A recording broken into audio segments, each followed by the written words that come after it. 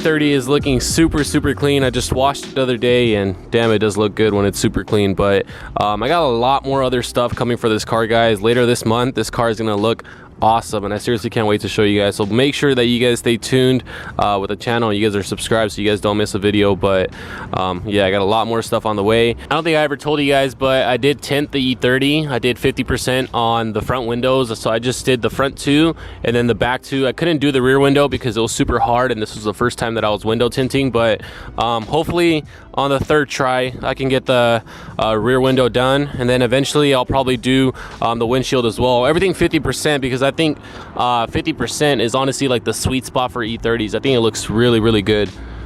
Look at that. I don't know, let me know what you guys think, but I think 50% looks, I think, perfect to me. Anyways, what's going on, guys? Welcome back to another video. So in today's video, we're gonna be installing some engine risers from Condor Speed Shop. I've been having these laying around my garage for a while, and it's finally time to install them. But this is the VIP collection by Condor Speed Shop. It should raise the engine, I think, about 20 millimeters, so I should have a little bit more ground clearance from the oil pan. I'm gonna show you guys exactly why I'm installing this onto my bagged E30. So, like I said, these are the VIP mounts from Condor Speed Shop. They do offer the other ones that are, I think, solid mounts, polyurethane. They're like this. So similar to this. These are from like Aerogistic, but these are for my M62 swap, but very similar to this. But what I like about these is that the thread is actually inside of the bushing itself, as opposed to these you have to run a bolt and a nut on the other end. So it makes it a lot easier to install it, because you're not trying to, like, you know, get the bolt in through both holes and stuff like that. So it makes it a lot easier to install. And then also it's for like street use, which is what my E30 is for. It's my daily driver, so it's gonna be perfect to install these. Anyways, the reason why I'm installing these engine risers, I don't know if you guys can see it, but my oil pan is pretty much sitting on the floor whenever I air out the car. So I just definitely want more ground clearance for when I air out, because last time I aired out and the oil pan was literally sitting on the floor, just depending on what road it is, honestly. But yeah, I definitely want to just protect the oil pan, because don't want to break it.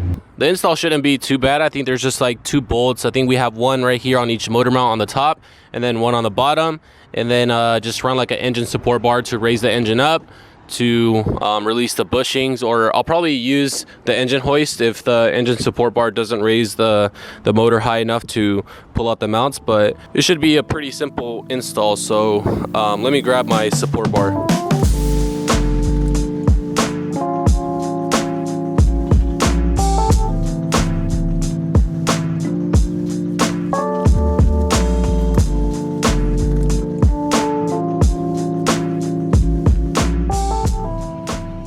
So before I raise the motor a little too high, I'm gonna start undoing the bolts for the motor mounts, which on this side we have a heat shield on top of the motor mount, which because of the headers, so it's held in by 2 10mm bolts. I'm not sure if you guys can see it right there, but I'm gonna undo the bolt for the motor mount, 17mm.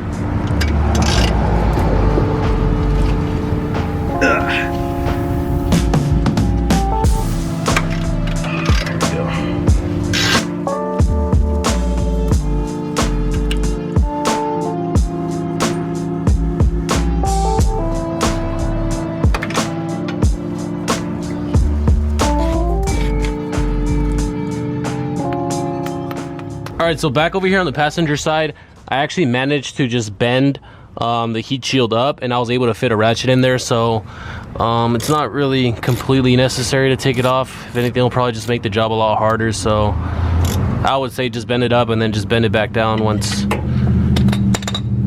once we have it back on.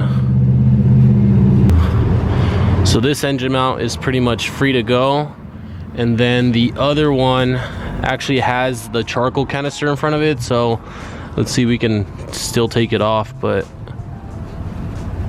hopefully we don't have to remove it. All right, so I'm gonna have to remove the air box so I can get to the charcoal canister, and then just undo that bolt just a little bit to where I can just push it up, and then slide the socket over the motor mount bolt. But just take off the air box real fast. It's 2 10mm, should be pretty easy.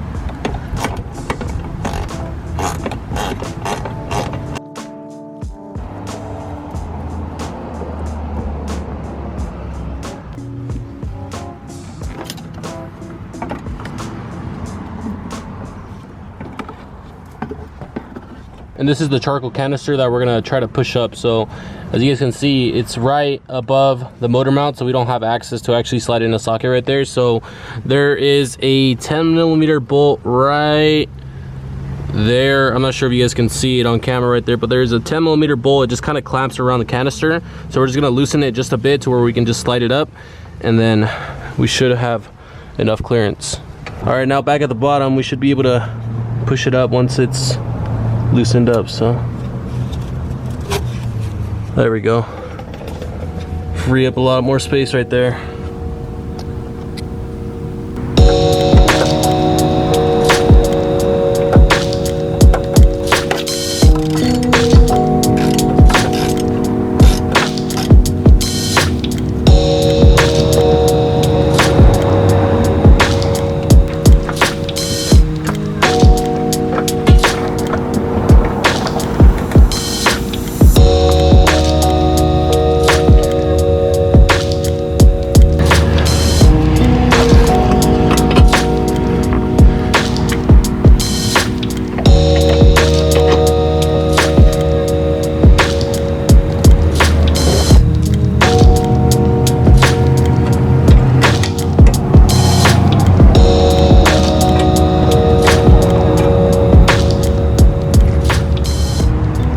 For some reason I can't get this side of the engine higher to clear the engine riser, so I'm just gonna take off the engine arm, which is just held in by like 4 13 mils, so shouldn't be that bad anyway. So I think it'll just be a lot easier than trying to struggle.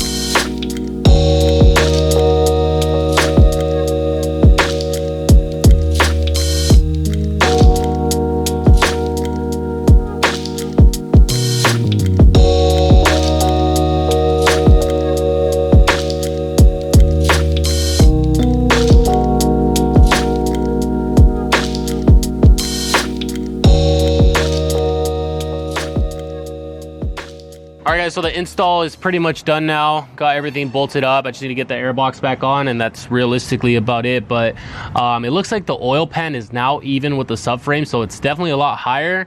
But I guess the real test is going to be once I actually air out the car, because what I showed you guys earlier in the video was the car completely aired out, and you guys saw that I had very, very little to no clearance on the bottom. So let me get the air box back on the car, and then I'll take the car off jack stands, and then I'll show you guys once the car is actually aired out on the floor.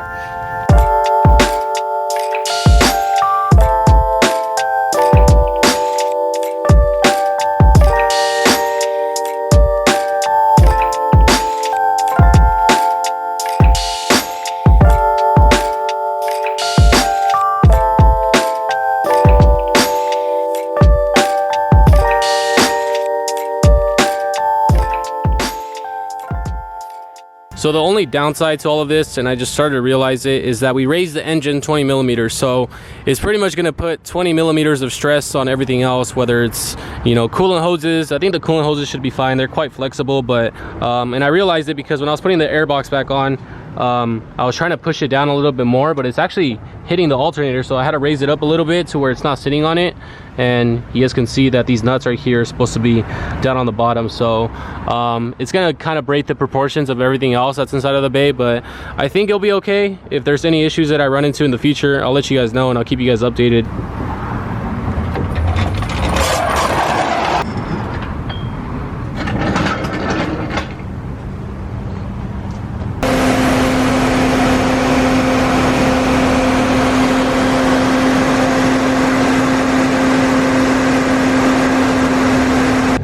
Looks pretty good. Damn, dude.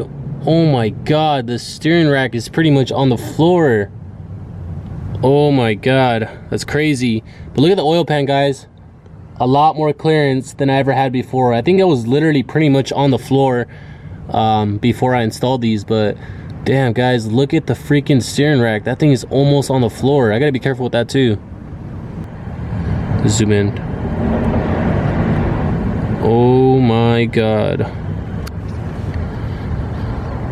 So that's pretty much going to be it for the install of this video. I think it's definitely a must-do for any E30 that has a coilover system, springs, air ride suspension. You guys already saw my situation. The oil pan was pretty much sitting on the floor.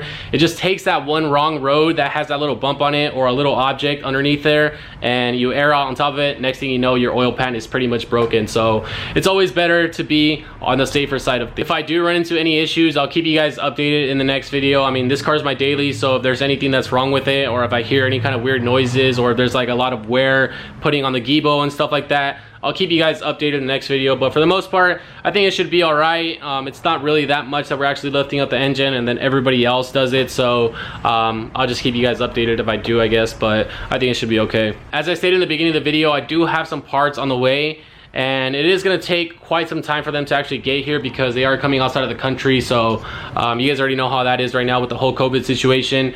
It's going to take a little bit of time. I want to say at least like 3 to 4 weeks, but very, very excited to install those parts. I think it's going to make, I want to say, probably like the biggest subtle difference. And then once I actually go through with all the plans that I have for this car, it's probably going to look a lot better once it's buttoned up with everything else that I have planned for it. So make sure you guys stay tuned for that. And as far as the V8 swap on the other E30, the black one, I brought it into the garage. I gave it a wash the other day, and we're going to begin working on it pretty soon.